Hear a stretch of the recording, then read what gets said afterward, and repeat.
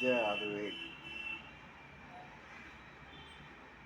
आजकल जो आयुर्वेद पद्धति को चला रहे हैं, मैं अपनी समझ से समझना चाहता हूँ कि जो आयुर्वेद प्रैक्टिस कर रहे हैं उनमें लगभग 30 से 25% ही आयुर्वेद का ही प्रयोग कर रहे हैं, अपितु एलोपैथी को ज़्यादा मान्यता दे रहे हैं, क्योंकि उनको आयुर्वेद का अर्जन इसलिए नहीं करते क्योंकि वो सोचते हैं कि इसमें कोई हमें पैसे की, धन की, स्वास्थ्य से कोई लेना देना नहीं है, अपना बस पैसा कमाना है।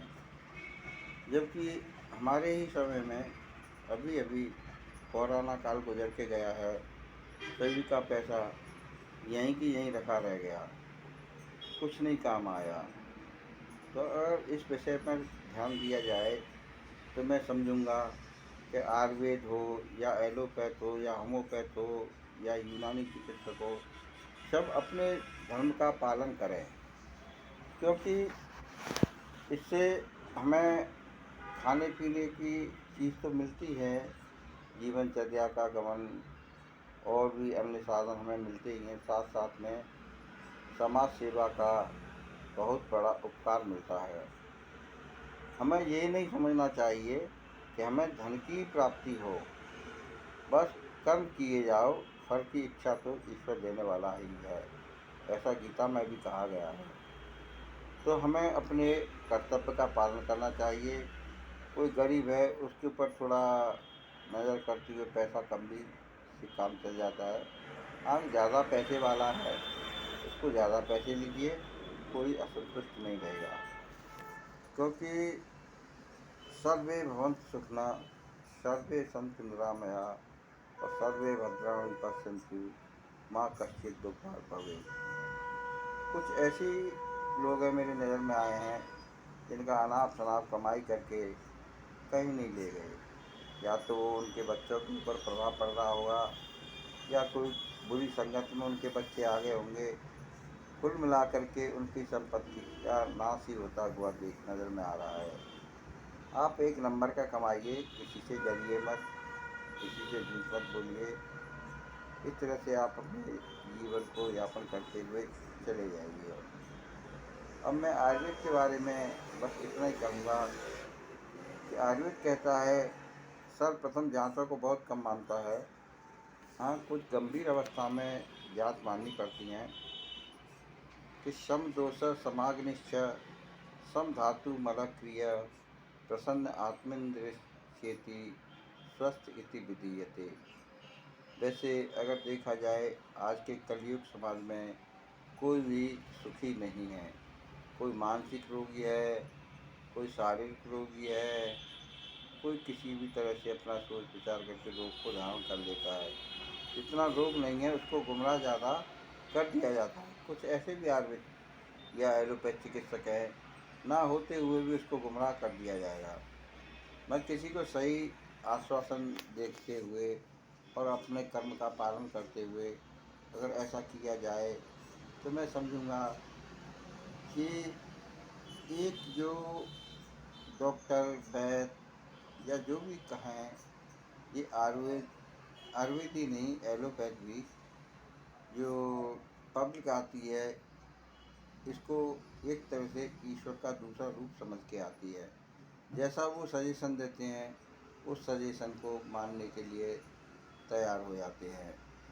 मगर मैं फिर यही कहूँगा, अभी अभी मैं हमारे यहाँ आगरा में एक क्लिनिक है, क्लिनिक नहीं हॉस्पिटल है, तो जिसमें एक न्यूरोलॉजिस्ट डॉक्टर बैठे हुए हैं। बहुत ही अच्छा स्वभाव है, बहुत ही अच्छा सजेशन देते हैं। हालांकि मैं उम्मीद करूँगा शायद एज में मुझसे छोटे होंगे, फिर भी उनकी योग्यता को अगर देखा जाए तो MBBS, MS के बाद में 3 साल की होती है MCH, जो आज के समय में प्रभा हॉस्पिटल जो हमारे आगरा का नामी गिनामी हॉस्पिटलों में आता है, उनकी विचारधाराएं बहुत ही अच्छी लगी हैं। अगर आपको भी किसी संपर्क में, यानी किसी संपर्क का मतलब यूरोलॉजिस्ट यानी किडनी संबंधी कोई भी प्रॉब्लम हो, तो आप उनसे भी यानी सुझाव ले सकते हैं। ज़्यादा वो है कोई फीस मांगते हैं, वो फीस तो होती है भाई, देखो पढ़ाई उन्होंने की है, इतना समय भी गवन किया है, और पास के ही रहने वाले हैं धौलपुर के। फिर मैं यही कहूँगा उनसे आप संपर्क करें, और वो आपको निःशुल्क सलाह भी दे देंगे। बस उसमें थोड़ा सा मेरा नाम बोल देना, डॉक्टर मंगल क्लिनिक वालों ने खोला है। इतने अच्छे सुयोग्य, बहुत ही मैं कहूँगा वो एक देवता रूप में, वो भी एक भगवान का अवतार हैं। उनके बारे में कोई जो तो वो कहते हैं प्रधानमंत्री मोदी को भी गाली देते हैं, योगी को भी गाली देते हैं, भाई सब अनुचित हैं, क्योंकि जिसके अंदर बुद्धि होती है उसी प्रकार से वो अपना उसका उपयोग करता है। मगर एलोपैथ में ये भी डॉक्टर बहुत ही अच्छे हैं, और भी डॉक्टर होंगे आगरा में, ऐसी बात नहीं, वो मेरी नज़र नहीं पड़े हैं। तो व्यवहार से देखा जाए तो सभी डॉक्टर लगभग अपनी अपनी जगह पर अच्छे हो जाते हैं।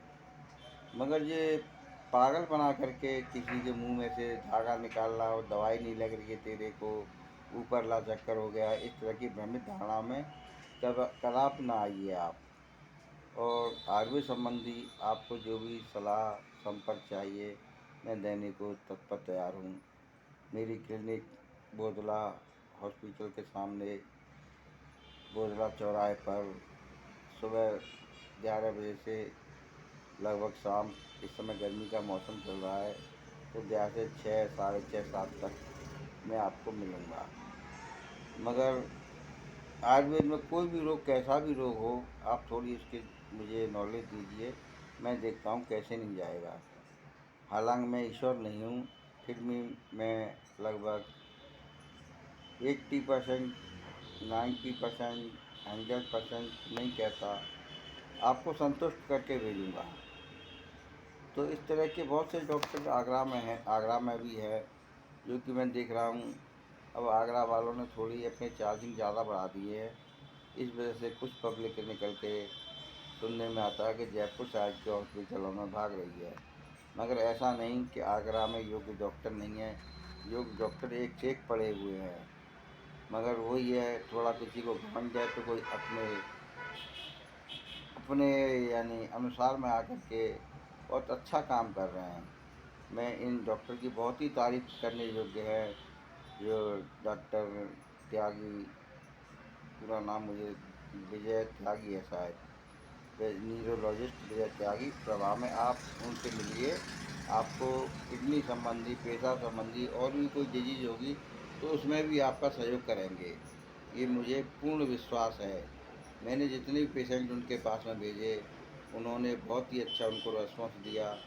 और कोई पब्लिक बोलती है नहीं डॉक्टर साहब, आपने अच्छे डॉक्टर को हमें संपर्क कराया, उन्होंने हमको सजेशन अच्छा किया। जो कि 2-2 महीने से हॉस्पिटलों में फंस रहे थे, कोई अशोका में गया, कोई कहीं कमला नगर में था, कोई कहीं था। हाँ, आयुर्वेद संबंधी आपको ज़रूरत पड़ती है तो मैं तत्पर तैयार हूँ, आप टेंशन न लें। मगर इस प्रकार की दवा नहीं मेरे पास मिलेगी कि चूरन लिया, उसमें गोलियाँ घोंट के पीस के दे दी, जो हो गई आयुर्वेदा। क्योंकि आयुर्वेद कहता है कि आयुर्वेद में रस, रसायन, पेड़ पौधे, हमारा ये पंचभूत, और रोग का निदान तो खैर बात पित्त का, त्रिदोष, धातु, मल, इनके अनुसार देख करके उसे चलाना पड़ता है। जैसे किसी को बमन, विरेचन, लंघन, स्वेदन, स्नेहन, ये पंचकर्म होते, बहुत पढ़ाई पढ़नी पड़ती है, और जितनी एज होती जाती है उतना एक्सपीरियंस अच्छा होता जाता है। तो आयुर्वेद संबंधी आपको जब भी सलाह लेनी हो तो आप प्रचारों के माध्यम पर ना जाएं, क्योंकि प्रचार में एक बिजनेस बन गई है। प्रचार से घर बैठ के दवा मंगाएं, घर बैठ के दवा लीजिए, आदेश करिए, आपके पीछे पड़ जाएंगे। चाहे उसके अंदर भगवान न जाने क्या रखते हैं वो लोग। और ऑनलाइन का समय आ गया है तो ऑनलाइन ही वो भेज देते हैं, चाहे उसे फ़ायदा हो या ना हो, और उनके घर ऑनलाइन दवा पहुंच जाएगी। मगर इस तरह का आप ना करें ऑनलाइन के ज़रिए, आप पहले किसी चिकित्सक को दिखाएं, दिखा करके अपना निदान सही ढंग से कराएँ। उसकी समझ में आए जब वो जो दवा चुनेगा वो आपको हितकर होगी। जय आरोग्य।